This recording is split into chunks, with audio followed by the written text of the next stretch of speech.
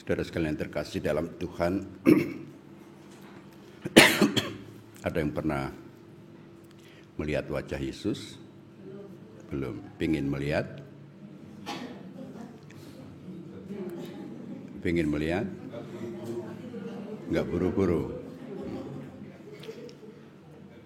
Ada yang bisa melihat diri Yesus dalam diri orang lain? Benar. Buktinya apa?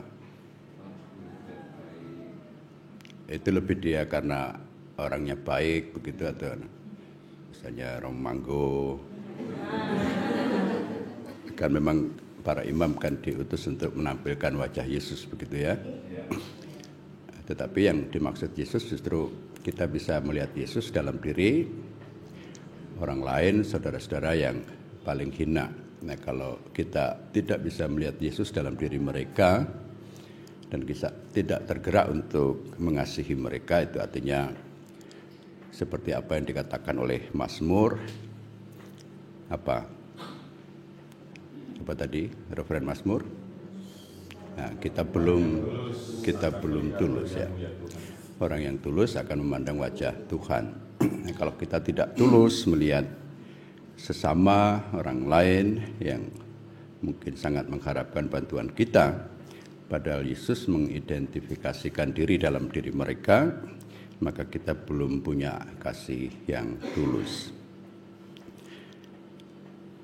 Bacaan-bacaan minggu ini sudah mengantar kita untuk melihat secara lebih jelas peran Roh Kudus dalam diri para rasul yang diutus oleh Yesus pergi kepada segala bangsa. Dinyatakan dalam kisah para rasul bahwa mereka selalu didampingi dan dibimbing, bahkan dituntun oleh Roh Kudus untuk pergi ke mana saja.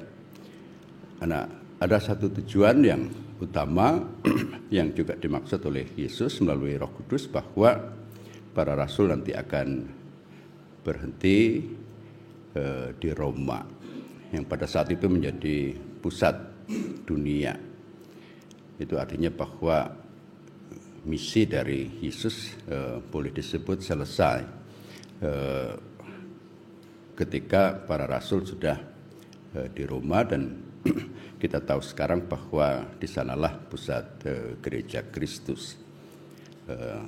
Artinya juga dikehendaki oleh Kristus sendiri, dan kemudian dari sana iman tersebar ke seluruh dunia. Tadi diceritakan bahwa Paulus sudah sampai ke sana walaupun dengan cara yang berliku-liku. Ada yang pernah mempelajari peta perjalanan Paulus? Enggak sempat ya. Kalau di kitab suci yang lama itu selalu ditampilkan di sana, begitu panjang, berliku-liku. Mungkin kalau kita bayangkan sekarang ya tidak mungkin, walaupun justru alat transportasi pada saat ini lebih cepat, tapi kita bisa langsung membayangkan bahwa itu perjalanan yang cukup panjang. Tetapi itu dilakukan oleh Paulus dengan setia, karena dia sadar betul bahwa dia harus mewartakan Kristus yang bangkit, yang juga harus dikenal oleh seluruh dunia. Setelah sampai di Roma, dikatakan bahwa Paulus bisa bersaksi dengan mudah tanpa rintangan. Tetapi itu belum selesai, karena pada akhirnya dia harus menjadi martir, dibunuh. Untuk sampai pada akhirnya iman kekristenan menjadi katakanlah iman atau agama dari Kekaisaran Roma, itu masih butuh waktu yang juga sangat panjang. Tetapi paling tidak mau dikatakan bahwa ketika Paulus dan rasul-rasul yang lain sudah melaksanakan tugas mewartakan Injil itu, pada saat itu sebetulnya mereka sudah siap dilepas oleh Roh Kudus untuk berjalan sendiri, dan Roh Kudus kemudian mendampingi dengan cara yang lain yang kita terima dalam sakramen-sakramen.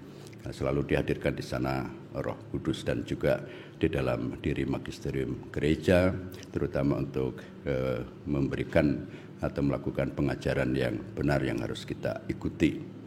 Paulus sendiri tidak tanpa derita, dia begitu luar biasa menanggung penderitaan, tetapi dijalaninya semuanya dengan senang hati. Dia bahagia menjadi pengikut Kristus, dia begitu bergembira mendapat tugas kerasulan yang sangat berat ini. Berkali-kali diancam dan dicoba untuk dibunuh, bahkan sudah dianiaya.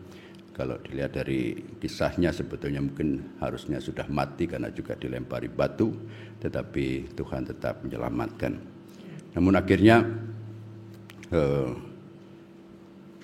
darah kemartiran mereka lah yang menumbuhkan iman kekristenan menjadi begitu cepat tersebar luas.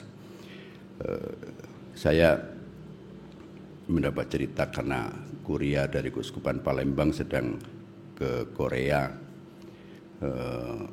mencoba mungkin studi banding begitu ya. Kita tidak usah Romanggo ya. Bisa belajar dari mereka ya, dan melihat betapa iman Katolik di Korea begitu berkembang.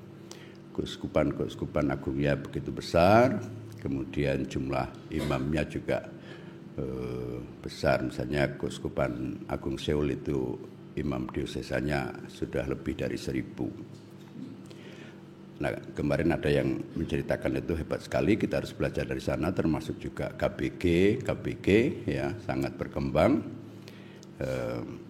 Indonesia ini sebetulnya tidak terlalu ada kesulitan yang mengancam kemartiran kita, tetapi iman Katolik tidak terlalu berkembang karena barangkali kesaksian kita kurang kurang berani atau kurang tinggi ya, serius atau gimana lah. Kita lebih berhenti pada zona nyaman, kita merasa bahwa sudah cukup dengan beribadah, tetapi lupa tadi bagaimana kita bisa memandang Yesus di wajah orang-orang lain yang membutuhkan.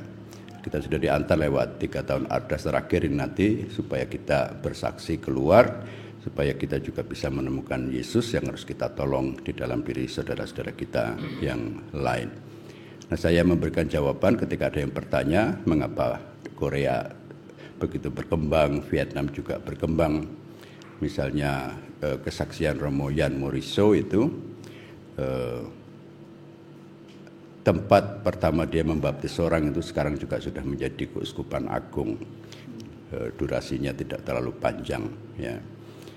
Apakah Tanjung Karang akan menjadi Keuskupan Agung? Saya tidak tahu ya. Tidak harus agung, tetapi walaupun sufragan, kalau kita bersaksi dengan benar ya kita bisa mendatangkan rahmat Tuhan, keselamatannya untuk sebanyak mungkin orang. Tapi yang terlihat ya baik Korea maupun Vietnam itu ada darah para martir, karena memang banyak sekali orang yang menjadi martir. Nah, itu menjadi pupuk bagi bertumbuhnya iman Katolik. Apakah siap untuk menjadi pupuk? Indonesia ancamannya belum terlalu serius, tapi mungkin kita buat serius ya. Kalau tidak mulai dari umatnya, mungkin nanti fikjennya dulu ya. Kalau tidak ya uskupnya gitulah ya. Tidak tahu apakah akan dipakai oleh Tuhan cara itu supaya iman Katolik berkembang di Lampung. Kemuliaan pada Bapa dan Putra dan Roh Kudus, seperti pada permulaan, sekarang, selalu, dan sepanjang segala abad. Amin.